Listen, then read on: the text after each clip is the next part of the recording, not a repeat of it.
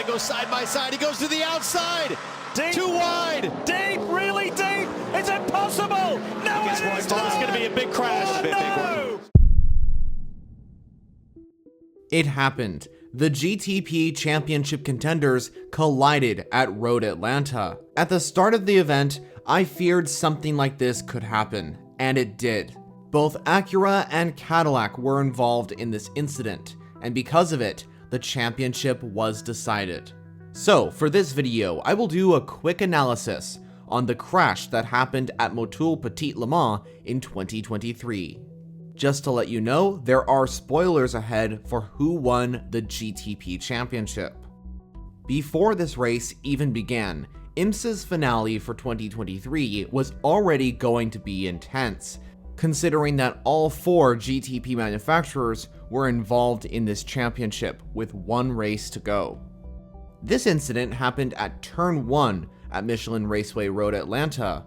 It also happened at night, with around an hour, 2 minutes, and 30 seconds to go in the event. The cars that were involved were the number 31 Whelen Engineering Cadillac from Action Express Racing and the number 10 Konica Minolta Acura from Wayne Taylor Racing. The other championship contenders were either out of this fight or just further down and didn't have a realistic chance of taking this championship. So at this point in the race, it was really between these 2 cars. So here's how it happened. On the exit of turn 12, Felipe Albuquerque, the driver of the number 10 Konica Minolta Acura, got a good run on Pipo Derani in the number 31 Cadillac. With Derani defending the inside, Albuquerque chose the outside line and tried to go round the outside of the number 31 Cadillac.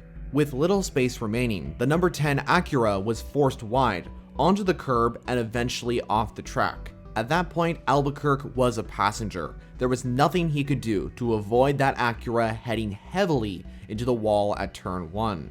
At the end of the day, what truly matters is the driver's safety, because Felipe Albuquerque seemed like he was in a lot of pain after that incident. It was a heavy impact with the wall as well. He was transported to a nearby hospital, and thankfully there weren't any serious injuries, and he was released from medical attention sometime later. So I'm just glad that Felipe Albuquerque is okay after that incident. But of course, this crash resulted in Wayne Taylor Racing out of Petit Le Mans and title contention in a devastating way. With questions remaining over what just happened, initially I was wondering if Derani would get a penalty or not, but later it was announced that IMSA had elected not to give the number 31 Cadillac a penalty. Even though there was a bit of competition from BMW and their number 25 entry, it seemed Action Express Racing had this championship sealed. So the checkered flag fell and Pipo Derani crossed the line in the number 31 Cadillac, helping Action Express Racing to win the first championship of the GTP hybrid era. Okay, so going back to the crash, there's 2 sides here. One is in favor of Felipe Albuquerque and Wayne Taylor Racing, and the other is in favor of Pipo Derani and Action Express Racing. The first is that Pipo Derani was too aggressive and pushed Felipe Albuquerque completely off the track. When we look at the perspective of Albuquerque, the driver of the number 10 Konica Minolta Acura, it does seem that Derani doesn't leave him any room and pushes him wide, causing Albuquerque to go off track. When looking from a different perspective, this time from the NBC broadcast, this is a fact that Albuquerque was left 0 space on the outside line to make an overtake. However, let's look at the other point of view, because maybe Albuquerque shouldn't have been there in the first place. Making a move at night at turn 1 on the outside is very risky, considering that the racing line kind of leads all the way to the left-hand side of the track. Instead of making a move at turn 1, maybe Albuquerque should have waited right behind Derani to make the move on the back straight, for instance.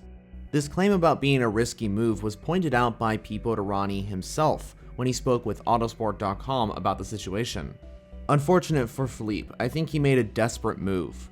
He's been trying to win this championship for a few years, and he truly deserves to. He's an amazing driver. I think unfortunate for him, he made a desperate move with still an hour to go. He had time to be patient and wait a little bit, and maybe use traffic, or there was still another pit stop to go. He just tried to move on the outside of turn 1, which we've seen in the past never works. Last year, the two Ganassi crashed there, and they ended up both in the wall. It never works. So, it's unfortunate for him, because obviously we would have preferred to fight all the way until the end, but it is what it is, and you make your decisions, and sometimes it pays off, sometimes it does not.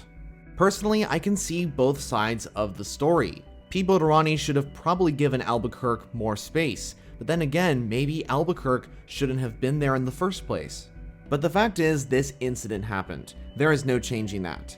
And while the GTP Championship finale was definitely exciting and was incredibly intense down to the last minute of the event, we still can't deny the fact of a what could have been scenario. What if the 10 Acura and 31 Cadillac did not crash?